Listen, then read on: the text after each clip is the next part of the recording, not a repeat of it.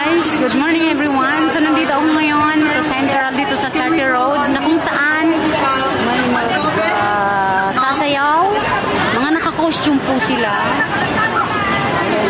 Yes, again, may we call on Miss Pacifica Tobe to introduce our guest speaker, please.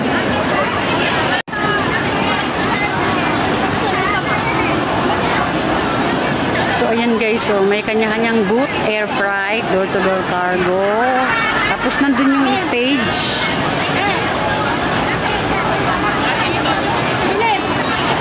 As our content is not here still. Ayan, Allied Express Travel. Ito, United Filipino Global Hong Kong. Ayan. Yun naman is libreng SIM card daw. Ayun, Barkadahan, Smartphone, yung boat na yun.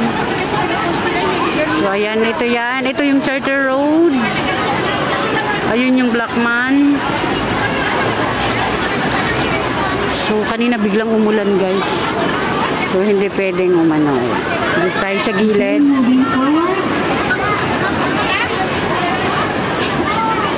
Ano kung meron dito, ate? Ano yun? Cordillera Tapes 3 Season 4. Manang Linda to introduce our next keynote speaker.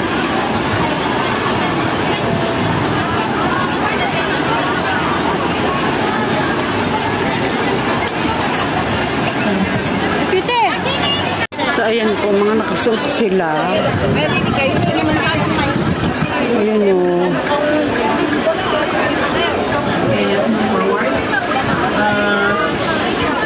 Si Conchel po is nasa meeting pa, so makahawag po siya.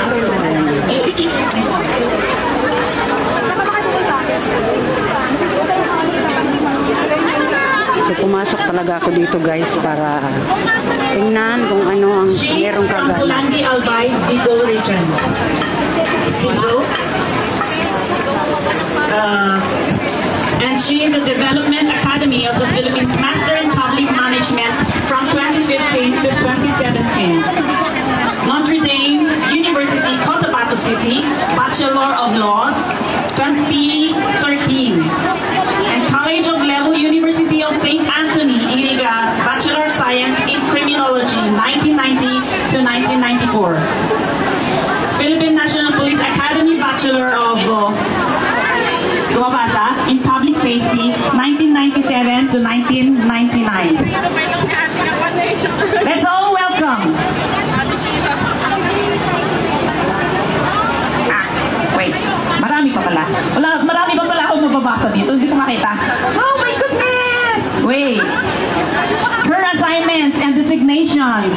Directorate for Intelligence, June 28, 2024. Police Attaché, China, October 29, 2024 to present. PNP Intelligence Group, May 27, 2019 to June 27, 2024.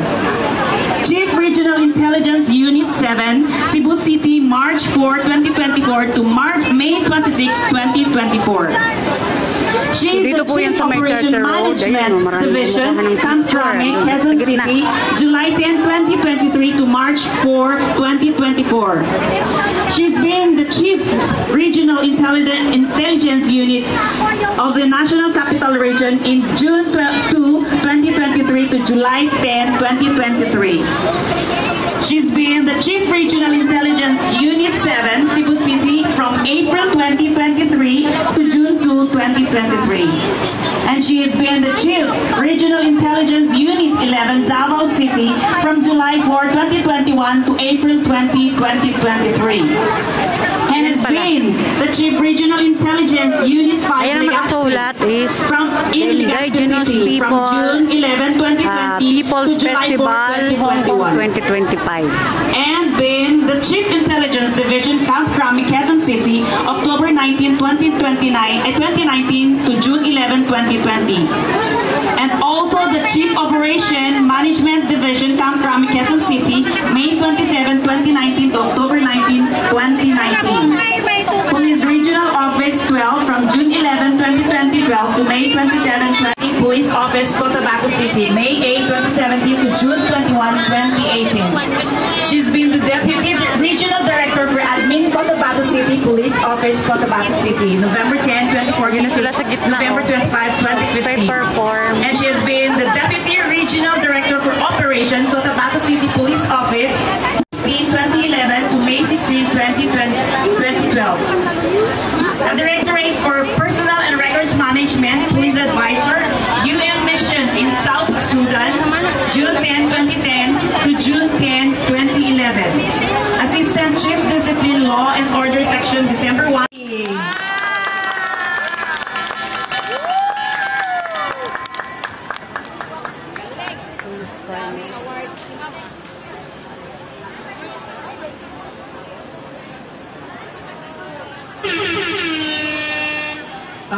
First of all, thank you so much, Miss Beatrice, to mention a few. So, napansin nyo, mas familiar ako sa Mindanao. Isa sa mga challenges ng mga IPs, we can deny the fact that there are forced discrimination. IP often face significant barriers to accessing essential services like healthcare and education, leading to worse health as compared to non-IP populations. Pero ito po ay inaaksyon na ng ating gobyerno, ang tinatawag nating discrimination. No less than the Philippine Constitution and the RA 8371 recognize the rights of this IP, The Benguet Federation.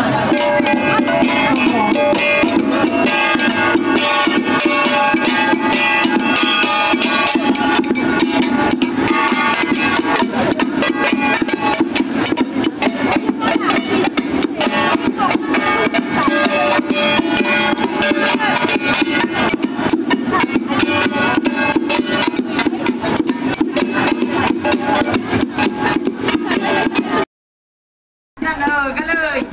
Bendisyonan na po Diyos na kayo, si Maya, tayo sa nunat, kamunan, sine, wadat ako na, chimpo, kot madaya dayo, sinisusibiyak ako, kot madaya dayo,